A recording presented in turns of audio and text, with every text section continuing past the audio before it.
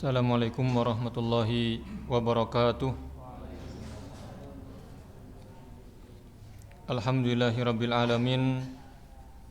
Nahmaduhu wa nasta'inuhu wa nastaghfiruh wa nastahdihi wa natubu ilaih wa natawakkalu alaih. Ashhadu an la ilaha illallah wahdahu la syarikalah wa ashhadu anna Muhammadan abduhu wa rasuluhu la nabiyya wa la rasula ba'dah. Allahumma salli wa sallim ala nabiyyina Muhammadin wa ala alihi wa ashabihi wa man ittaba'al huda ila yaumiddin. Amma ba'd. Bapak Ibu yang kami muliakan, yang semoga dirahmati Allah Subhanahu wa taala. Alhamdulillah, pada kesempatan sore hari ini Allah tabaraka wa taala masih berkenan memberikan kita semuanya berbagai macam kenikmatan yang tentunya dan pasti bahwa kenikmatan itu tidak akan mungkin kita hitung dan tidak akan mungkin sekuat apapun kita berusaha, maka nikmat itu sangatlah banyak. Sehingga Allah Subhanahu wa taala mendorong kita terkait dengan nikmat-nikmat ini adalah bagaimana kemudian kita mensyukurinya. Salah satu gambaran bagaimana kita mensyukuri kenikmatan yang Allah berikan kepada kita semuanya adalah dengan kita melakukan amal salih, melakukan kebaikan-kebaikan yang membuat Rabb kita ridha kepada kita semuanya. Salah satu amalan kebaikan yang paling utama dan ibadah yang paling besar ganjarannya dan pahalanya adalah talabul ilmi, belajar menuntut ilmu agama. Karena perlu dipahami bahwa belajar agama itu adalah tugas kita semuanya. Jadi bukan hanya tugas, karena itu kan bapak itu rumahnya dekat masjid, jadi lumrah lah kalau ada pengajian di masjid ya hadir. Kalau nggak hadir ya nggak enak, karena rumahnya dekat masjid. Kalau saya kan rumahnya jauh dari masjid, jadi nggak wajib lah. Ibu itu kan rumahnya temboknya dempetan sama masjid, masa kalau ada pengajian nggak hadir? Kan lucu. Jadi bukan seperti ini. Jadi belajar menuntut ilmu agama itu tidak bergantung kepada tempat saya jauh, tempat Anda dekat. Karena ini merupakan kewajiban bagi kita semuanya. Kita melihat dan membaca dalam sejarah kehidupan para ulama dahulu. Kalau tadi misalkan diumpamakan, rumah saya kan jauh dari masjid 100 meter, jadi kalaupun saya nggak hadir, ya ustadznya nggak nyariin, kiainya nggak nyariin, ustadzahnya nggak nyariin, karena rumah saya jauh 100 meter. Kita ingat bagaimana para ulama dahulu bukan hanya 100 meter mereka tempuh, tapi beribu-ribu meter mereka lakukan. Berapa puluh kilo mereka harus menempuh perjalanan. Sebagian mereka menggunakan onta, sebagian mereka menggunakan kuda, bahkan ada di antara mereka yang berjalan kaki berbulan-bulan hanya untuk mendapatkan ilmu. Ini merupakan pengorbanan yang tidak bisa kita anggap remeh, pemandangan yang mungkin akan sangat jarang sekali kita bisa lihat. Pemandangan seperti ini, menakjubkan seperti ini di tahun-tahun ini. Beberapa contoh yang mungkin kita sampaikan sebagai muqaddimah, pengantar sebelum kita masuk ke pembahasan pada sore hari ini.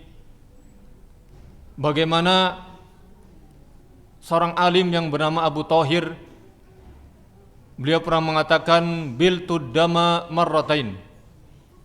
Saya pernah berdarah 2 kali. Jadi beliau mengisahkan bagaimana kakinya sampai luka, sampai berdarah-darah. Marratan bi Baghdad wa marratan bi Makkah. 1 kali di Baghdad dan 1 kali di Makkah. Kenapa bisa demikian? Beliau mengatakan karena ketika saya belajar, saya itu berjalan ke majelis ilmu tidak menggunakan alas kaki sampai kakinya berdarah. Beliau rela mengorbankan kakinya sampai berdarah-darah hanya untuk sampai ke majelis ilmu.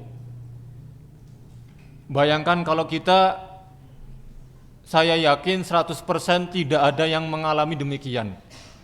Minimal kita datang ke majelis ilmu masih pakai sandal, meskipun sewalau, itu masih mending. Abu Thahir itu sampai berdarah-darah. Bahkan beliau mengatakan, saya juga yang mengangkat dan membawa kitab saya sendiri. Saya tidak pernah minta kepada orang lain untuk membantu saya dalam hal ini. Jadi pengorbanan yang luar biasa, Pak. Dalam kisah yang lain juga tercatatkan, beliau mengatakan, man talabal haditsa aflas. Siapapun yang belajar ilmu hadis itu pasti rugi, kata beliau. Kenapa demikian? Beliau mengatakan, hanya karena saya itu belajar mencari hadis, bi'tu tosta ummi bisab'ati dananir. Saya sampai menjual at-tostu itu bukan tosa, ya. Tosa zaman dulu nggak ada. Tosta, jadi bukan tosa, tosta. Tosta itu artinya baskom. Harganya berapa? 7 dinar. 7 dinar itu setara dengan 21 juta.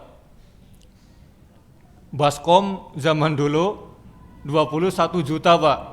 Silakan nanti kalau panjenengan diberi rizki untuk renovasi rumah atau bangun rumah, ke toko besi misalkan, Pak, saya mau beli baskom harga 21 juta.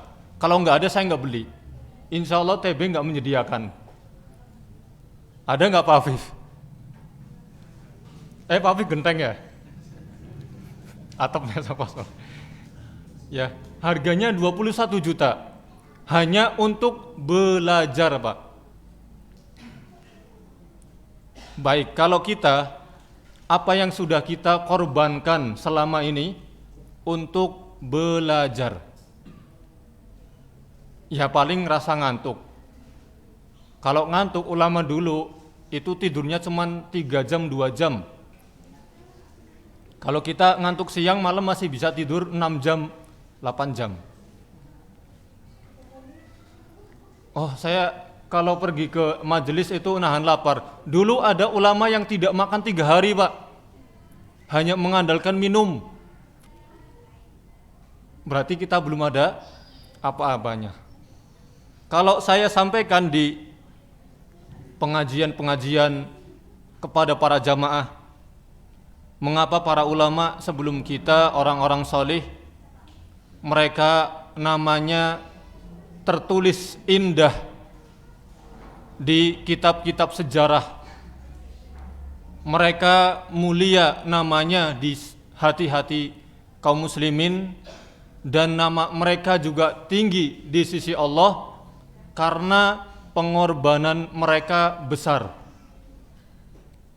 Ilmu itu mulia, maka pengorbanannya juga harus besar. Maka layak mereka kemudian menjadi orang-orang yang tampil dalam sejarah orang-orang baik, yang kemudian menerangi umat pada zamannya dengan ilmu dan umat yang datang setelah mereka. Kalau saya umpamakan ke para jamaah, pengorbanan mereka untuk ilmu dan agama itu seperti matahari di siang hari. Kalau kita siang hari terik panas, kita bilang, oh itu ada matahari. Pasti nggak ada yang mengingkari itu matahari. Nggak ada yang bilang, oh itu bulan. Nggak ada. Atau lampu stadion, nggak mungkin. Jadi pengorbanan mereka itu layaknya matahari di panas yang terik untuk agama ini. Kalau pengorbanan kita, Pak,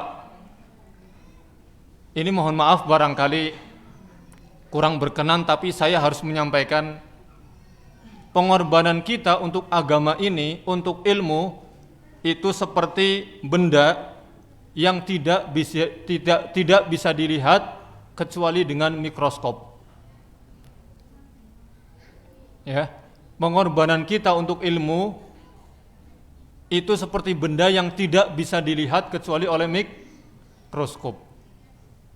Jauh, Pak, jauh sekali. Salah satu buktinya seperti ini. Sudah berapa tahun kita belajar? Ada mungkin yang 10 tahun, ada yang 15 tahun, mungkin ada yang lebih dulu belajar daripada saya. Pertanyaannya, selama 10 tahun, 15 tahun, 20 tahun belajar, sudah berapa yang didapatkan? Apakah setebal buku ini, atau justru setipis sobekan kertas ini? Berarti kalau seperti itu, berarti perumpamaannya tidak melenceng.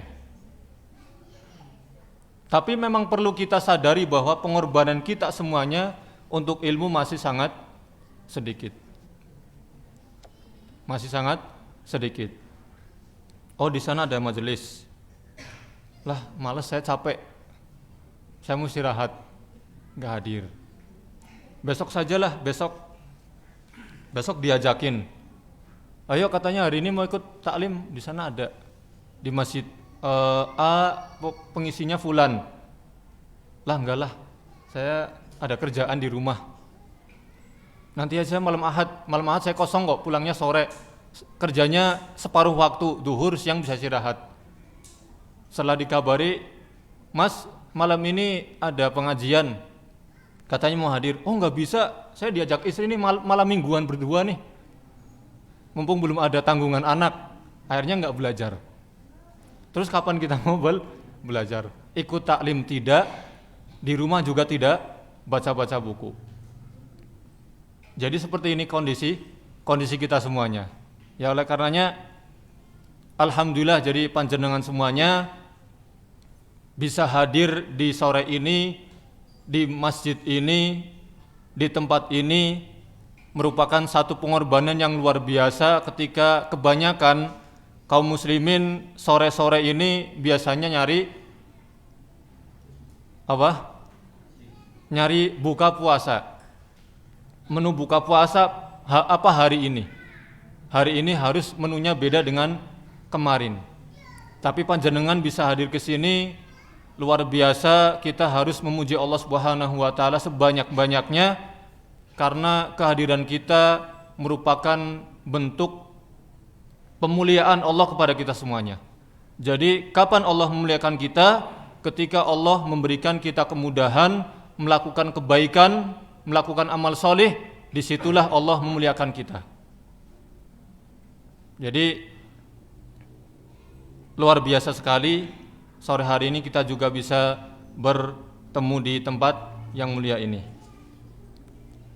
Salat dan salam semoga selalu tercurah limpahkan kepada suri tauladan kita semuanya, Nabi Muhammad sallallahu alaihi wasallam, para keluarganya, para sahabatnya, dan kaum muslimin dimanapun mereka berada, yang dimana mereka senantiasa berupaya untuk mengikuti langkah-langkah mereka dengan baik.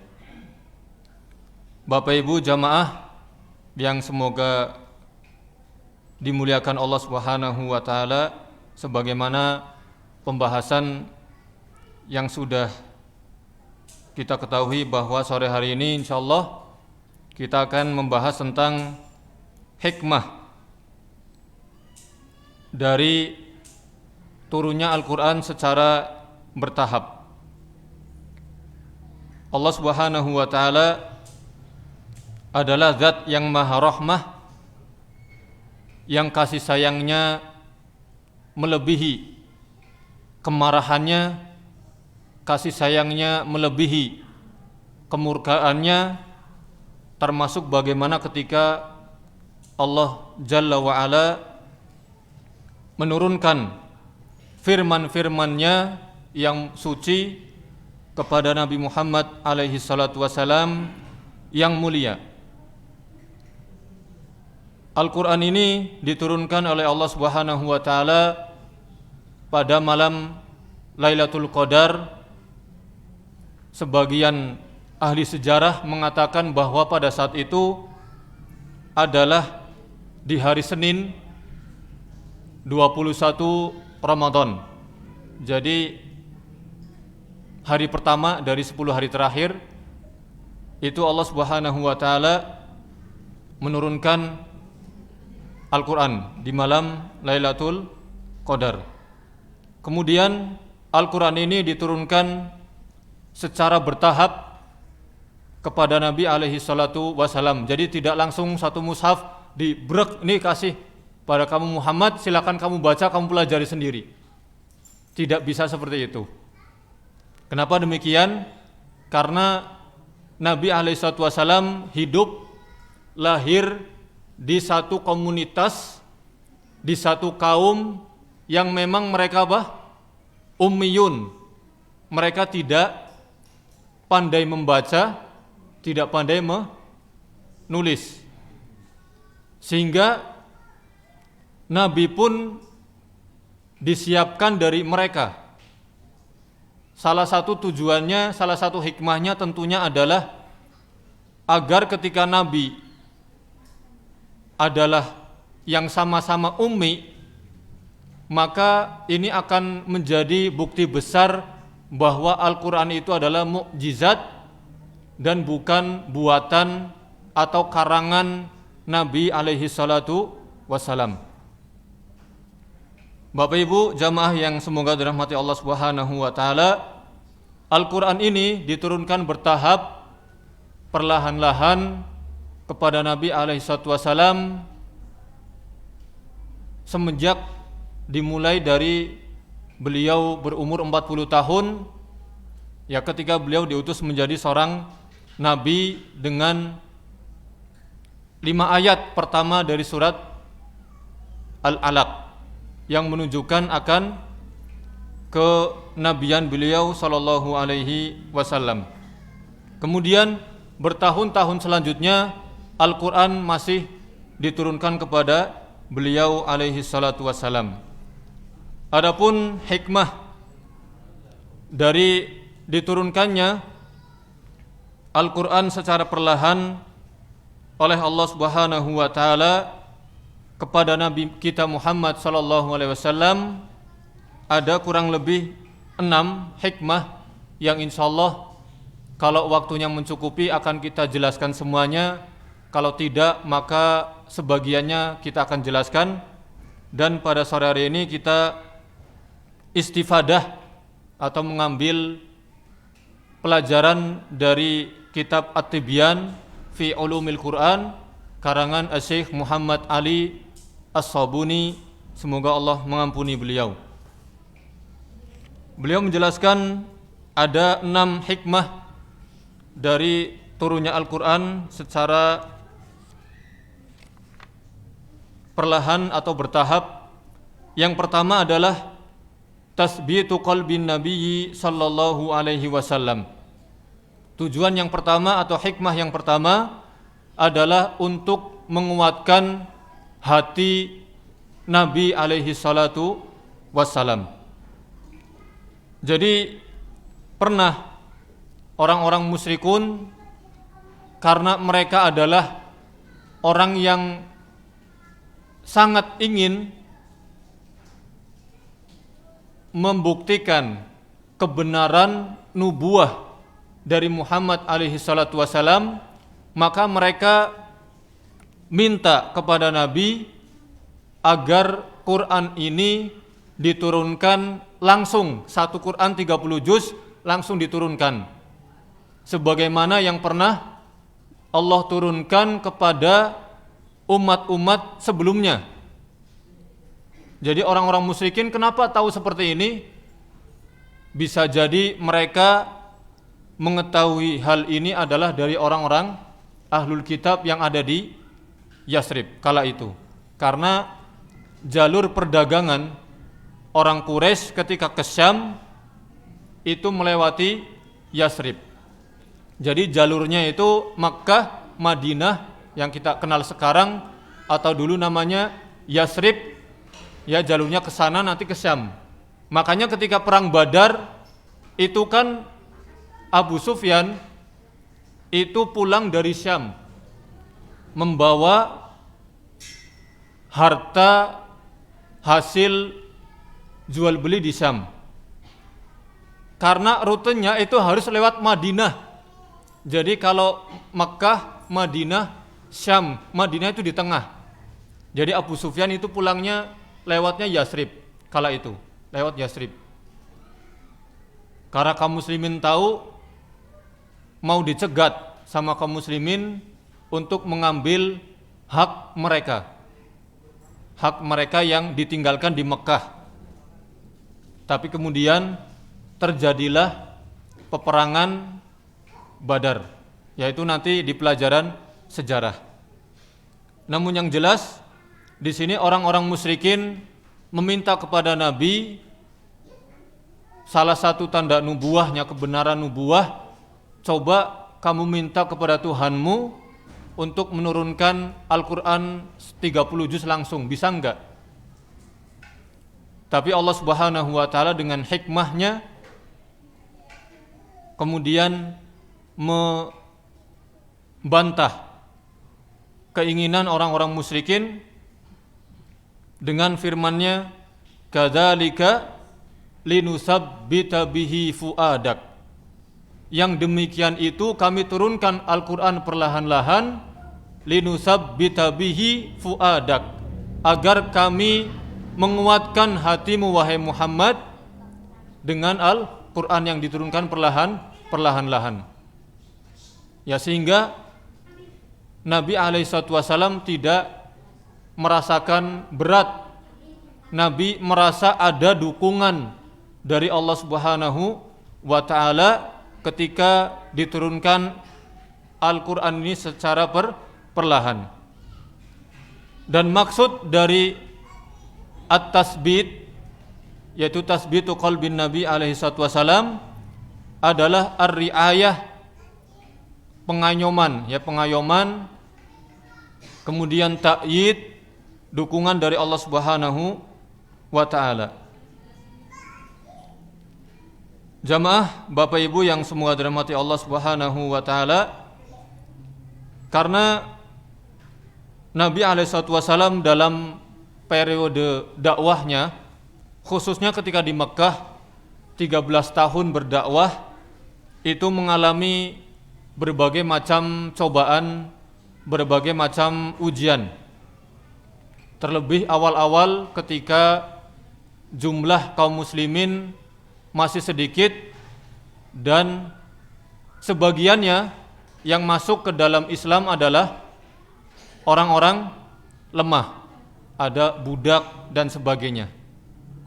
Sehingga dengan turunnya Al-Quran ini perlahan-lahan itu akan menjadi tasliyah, hiburan bagi Nabi alaihi salatu wasalam ketika di fase Mekah banyak menerima ujian dan cobaan dari kaum musyrikin yang tidak suka dengan dakwah beliau alaihi salatu wasalam. Di antara bentuk hiburan yang diberikan oleh Allah Subhanahu wa taala kepada Nabi alaihi salatu wasalam adalah menceritakan kisah-kisah para nabi terdahulu. Sebagaimana Allah Subhanahu wa taala menyebutkan dalam surat Al-An'am ayat 34, walaqad kudzibat rusulun min qablika fasabaru ala ma kudzibu wa udhu hatta atahum nasruna. Dan sesungguhnya wahai Muhammad, kudzibat rusulun min qablik, telah didustakan rasul-rasul sebelum kamu. Jadi kalau kamu sekarang mengeluh, kalau kamu sekarang merasa terhimpit, merasa dikucilkan, merasa tidak ada yang menolong karena orang-orang Mekah mendustakanmu, ingatlah sebelum kamu itu sudah banyak para nabi dan para rasul yang juga didustakan oleh kaumnya. Ada di antara mereka yang dibilang majnun, orang gila, ada yang dibilang tukang sihir, ada yang dibilang pendusta, ada yang dibilang pemecah belah, ada yang dibilang macam-macam gelar-gelar yang disematkan oleh umatnya kepada para nabi, itu juga dirasakan oleh Nabi alaihi salatu wassalam. Jadi kalau kamu merasa sedih, didustakan, umatmu tidak mau menerima, bahkan orang terdekatmu juga mendustakan, Abu Lahab dan istrinya, ingat nabi dan para rasul sebelum kamu pernah didustakan. Bahkan di antara mereka mendapatkan ujian yang juga tidak kalah berat. Fasabaru ala ma kudzibu, namun para nabi dan para rasul mereka bersabar terhadap ujian yang diberikan oleh Allah lewat umatnya. Mereka bersabar, mereka tetap dakwah. Ratusan tahun Nabi Nuh berdakwah, namun pada akhirnya yang menjadi pengikut setia beliau hanya beberapa orang saja yang ikut ke dalam atau naik bahteranya Nabi Nuh. Sebagian lagi yang ikut adalah kawanan binatang. Jadi yang ikut di bahtera Nabi Nuh selain manusia juga kawanan binatang. Bahkan anaknya sendiri, istrinya sendiri juga sama mendustakan nubuahnya Nuh alaihi salam. Dan banyak lagi. Mereka masih bersabar. Wa udhu hatta atahum nasruna, mereka diuji, mereka diberikan cobaan, namun mereka bersabar sampai datang pertolongan kami kepada mereka. Allah selamatkan para nabi dan para rasul. Mereka bersabar. Jadi Allah memberikan kisah-kisah nabi dan rasul sebelumnya tujuannya agar nabi yaqtadi bihim, mengambil teladan, mengambil pelajaran dari mereka. Kita juga sama. Ketika kita kemudian memilih untuk mengikuti jalan para nabi, mengikuti jalan para sahabat, mengikuti jalan para ulama, kemudian kita yang dulunya temannya banyak mulai dijauhi, yang dulunya keluarga kita sangat baik kepada kita, kemudian setelah kita memilih untuk mengikuti jalan ini mulai berubah. Mungkin ada di antara kita atau kita pernah mendengar cerita orang yang kemudian memilih untuk berhijrah, bertaubat kepada Allah, kemudian diusir dari kampungnya, kemudian bahkan tidak dianggap keluarga oleh ayah ibunya, tidak dianggap adik oleh kakaknya, tidak dianggap kakak oleh adiknya, dan sebagainya. Tapi ini adalah ujian yang memang sudah menjadi satu kelaziman, lumrah. Di mana-mana orang berbuat baik, pasti ada saja orang yang tidak suka. Maka sebagaimana kisah ini menjadi hiburan bagi Nabi, ini juga menjadi hiburan bagi kita semuanya. Dan perlu kita ingat bahwa ujian para nabi jauh lebih besar daripada ujian yang kita terima. Kalau kita diusir dari rumah, kita masih bisa kerja, kita mungkin masih bisa cari nafkah. Tapi kalau para nabi, mereka ujiannya lebih berat daripada kita semuanya. Maka wajar kalau mereka juga pahalanya paling besar, mereka kemudian tempatnya paling mulia di sisi Allah Subhanahu wa ta'ala. Kemudian Bapak Ibu yang semoga dirahmati Allah Subhanahu wa ta'ala, hiburan yang selanjutnya adalah terkadang Allah Subhanahu wa ta'ala memberikan hiburan dengan menurunkan ayat tentang janji kemenangan yang akan diraih oleh kaum muslimin atas orang-orang musyrikin. Salah satunya adalah firman Allah Subhanahu wa ta'ala yang Allah berfirman, wa ja'aka fi hadhil haqqu wa mau'izatun wa dzikra lil mu'minin. Dan Allah Subhanahu wa ta'ala telah menceritakan kepadamu wahai Muhammad kisah-kisah para rasul sebelum kamu, yang di dalam kisah-kisah ini terdapat kebenaran, nasihat dan pelajaran bagi orang-orang yang beriman. Dalam ayat lain Allah Subhanahu wa ta'ala juga berfirman, walaqad sabaqat kalimatuna li'ibadinal mursalin innahum lahumul mansurun wa inna jundana lahumul ghalibun.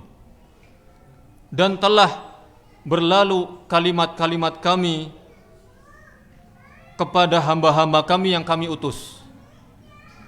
Innahum lahumul mansurun, sesungguhnya mereka para utusan kami adalah orang-orang yang mendapatkan kemenangan.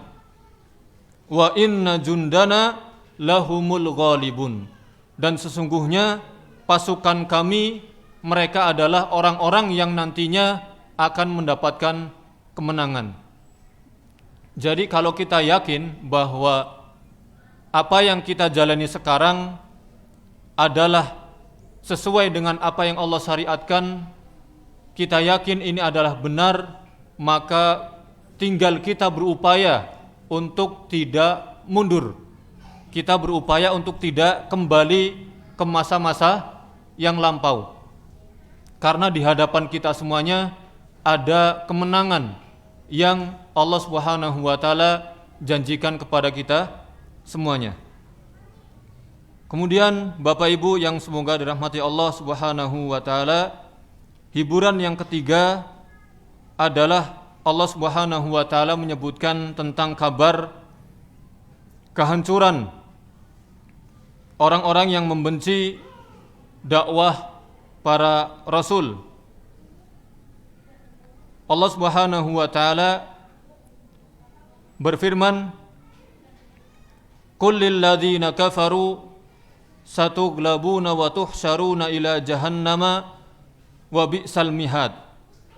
Katakanlah wahai Muhammad kepada orang-orang yang ingkar kepada Allah Subhanahu wa ta'ala dan rasulnya, satughlabun, kalian pasti akan dikalahkan, kalian pasti akan mendapatkan kekalahan. wa tuhsyaruna ila jahannam. Setelah kalian dikalahkan di dunia, kalian nanti akan dibangkitkan dan dimasukkan ke dalam neraka Jahannam. Kekalahan 2 kali. Di dunia kalah, di akhirat juga kalah.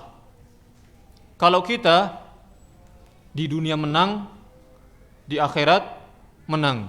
Jadi kita 2-0, Mbak. Sebenarnya kita menang 2-0. Wabi'sal mihad. Wabi'sal mihad, dan Jahannam adalah seburuk-buruk tempat kembali. Tidak ada tempat yang lebih buruk daripada neraka Jahannam. Na'udzubillahi min Jahannam. Bapak Ibu yang semua dirahmati Allah Subhanahu wa taala, kemudian hikmah yang kedua adalah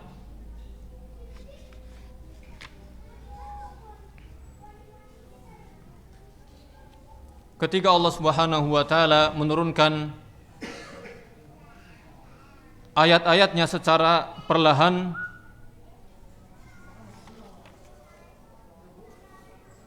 adalah untuk tadarruj fi tasri'il ahkam, untuk menunjukkan atau menurunkan syariat ini secara perlahan. Jadi terkadang Allah Subhanahu wa taala itu menurunkan syariatnya tidak langsung brek satu, tidak. Tapi terkadang Allah menurunkan syariat secara perlahan. Salah satu contohnya adalah ketika Allah Subhanahu wa taala mensyariatkan larangan apa Pak kira-kira Pak? Larangan khamar sahih. Ada 4 tahapan yang Allah Subhanahu wa taala kemudian lakukan secara bertahap dalam pengharaman khamar. Karena dahulu khamar itu minuman yang tidak bisa dipisahkan dari kehidupan orang-orang Quraisy. Bahkan para sahabat ketika awal-awal di Madinah itu masih suka minum khamar. Karena waktu itu belum ada larangan, dan itu minuman yang susah dipisahkan. Jadi mungkin kalau kita setiap kali makan harus ada khamar. Jadi sangat kecanduan dan sangat ketergantungan kepada khamar ini. Permulaan Allah Subhanahu wa taala ketika melarang pengharaman khamar adalah mengajak para sahabat itu untuk menggunakan akalnya. Jadi Allah berikan perbedaan dari 2 bahan yang orang-orang pada saat itu gunakan untuk membuat khamar, yaitu apa? An-nakhil dan al-a'nab, anggur, kurma dan anggur. Allah Subhanahu wa taala berfirman, "Wa min samaratin nakhili wal a'nabi tattakhiduna minhu sakaran wa rizqan hasana." Dan dari buah-buahan kurma dan anggur yang kalian jadikan minuman yang memabukkan. Wa rizqan hasana, dan rizki yang baik. Allah Subhanahu wa taala di awal menyebutkan anggur dan kurma ini dijadikan khamar, minuman yang memabukkan. Tapi di sisi lain, kurma dan anggur juga merupakan rezeki yang baik yang Allah berikan kepada manusia. Dari situlah kemudian Allah mengajak orang untuk berpikir. Mengajak orang untuk berpikir dengan membedakan 2 hal. Sehingga itu akan memancing mereka untuk menjalankan akal sehatnya. Kemudian tahapan yang kedua adalah Allah Subhanahu wa taala kemudian menjelaskan bahwa khamar ini salah satu apabila diminum ya, atau khamar ini ya, dosanya besar daripada manfaatnya. Wa yas'alunaka 'anil khamri wal maisir. Mereka bertanya kepadamu wahai Muhammad tentang khamr dan perjudian. Qul fihima ismun kabir. Katakanlah pada keduanya itu ada dosa yang besar. Wa manafi'u linnas. Tapi ada manfaatnya. Wa ismuhuma akbaru min naf'ihima. Tapi dosanya lebih besar daripada manfaatnya.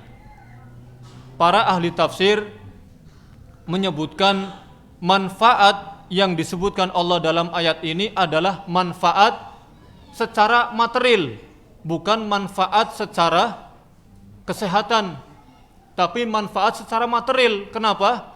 Karena khamr pada saat itu menjadi komoditi barang yang bisa diperjualbelikan, sehingga ketika mereka membuat khamr, mereka jual ke Syam, mereka jual ke negeri lain, ya, dengan harga misalkan dari Mekah harganya 20.000 misalkan per botol. Misal contoh, dijual ke Syam harganya 50.000. Mereka bati berapa, Pak? 30.000 per botol. Kan manfaat secara material, bukan manfaat secara maslahat untuk kesehatan. Tapi dosanya lebih besar. Ini yang kedua. Kemudian ya kita singkat karena sebentar lagi waktunya selesai. Yang ketiga adalah Allah memulai untuk mengharamkan khamr, tapi belum secara keseluruhan, baru sebagian. Di mana Allah berfirman, ya ayyuhalladzina amanu, wahai orang-orang yang beriman, la taqrabus salata wa antum sukara. Jangan kalian mendirikan salat sedangkan kalian dalam kondisi mabuk. Jadi sebab ayat ini turun karena waktu itu Abdurrahman bin Auf ngadakan walimah, Pak, ngadakan walimah. Saya belum mengetahui ini walimah istri yang keberapa, saya nggak tahu. Nanti panjenengan bisa cari tahu istri yang keberapa Abdurrahman bin Auf ngadakan walimah. Namun yang jelas ada walimah, Abdurrahman bin Auf ngajak para sahabat, salah satunya Ali bin Abi Thalib. Nah, di walimah itu, Pak, disuguhkan khamr. Karena pada saat belum dilarang, disuguhin khamr. Minumlah mereka nih, termasuk Ali minum khamr. Teler lah di walimah, teler. Ya, para sahabat yang minum khamr itu mabuk. Maka ketika mereka mabuk, masuklah waktu sholat. Para sahabat meminta Ali jadi imam. Wahai Ali, jadi imamlah kamu kan paling dekat dengan Nabi, jadi imam. Ketika jadi imam, baca Al-Fatihah, kemudian baca surat Al-Kafirun. Ya ayyuhal kafirun. Apa beliau mengatakan? A'budu ma ta'budun. Kalau ayat yang benar, la a'bud, saya tidak menyembah apa yang kalian sembah. Tapi Ali bacanya a'budu ma ta'budun, saya menyembah apa yang kalian sembah.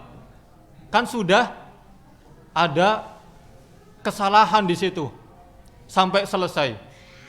Akhirnya Allah turunkan ayat, jangan kamu mendirikan sholat padahal kamu sedang mabuk. Jadi dilarang minum khamr ketika mendekati waktu sholat. Jadi kalau akhirnya mereka minum khamrnya kalau malam. Isya ke subuh kan jauh, Pak. Hampir berapa? 12 jam. 8 jam, Pak ya.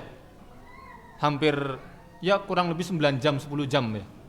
Jauh, jadi mereka minum khamr, tidur, bangun subuh sudah seger. Namun setelah itu kemudian khamr dilarang secara kulliyan. Jadi benar-benar dilarang secara keseluruhan. Ketika Allah Subhanahu wa taala berfirman, ya ayyuhalladzina amanu innamal khamru wal maisiru wal ansabu wal azlamu ridsun min amalis syaitan fajtanibuhu la'allakum tuflihun. Wahai orang-orang yang beriman, sesungguhnya khamr wal maisir berkurban, maisir itu perjudian, wal ansab itu berkurban kepada berhala, wal azlam Wal azlam itu apa? Mengadu nasib ya dengan anak panah. Adalah perbuatan keji, termasuk amalan seton. Jauhilah perbuatan itu karena sesungguhnya agar semoga kalian mendapatkan kemenangan. Sejak saat itu kemudian khamar dilarang secara mutlak. Ya. Ini salah satu hikmah di antara hikmah-hikmah yang ada dari turunnya Al-Quran secara bertahap. Ya, berarti masih ada 4 hikmah turunnya Al-Quran secara bertahap yang insya Allah akan kita sampaikan di pertemuan yang akan datang apabila ada kesempatan. Apabila tidak ada, maka semoga panjenengan semuanya bisa mencari ya di Google atau beli buku tentang hikmah turunnya Al-Quran secara bertahap. Atau bagi yang bisa diberi kemampuan dan kelebihan membaca bahasa Arab, silakan bisa beli kitabnya, namanya kitab At-Tibyan fi Ulumil Quran karya Syekh Muhammad Ali As-Sabuni yang sekarang kita bahas. Ini saja yang bisa kami sampaikan. Apabila ada kesalahan tutur kata dalam penyampaian, kami mohon maaf yang sebesar-besarnya. Wa sallallahu ala nabiyina Muhammadin wa ala alihi wa sahbihi wasallam. Wallahu ta'ala a'lamu bissawab. Subhanakallahumma wa bihamdika asyhadu an la ilaha illa anta astaghfiruka wa atubu ilaik. Assalamualaikum warahmatullahi wabarakatuh.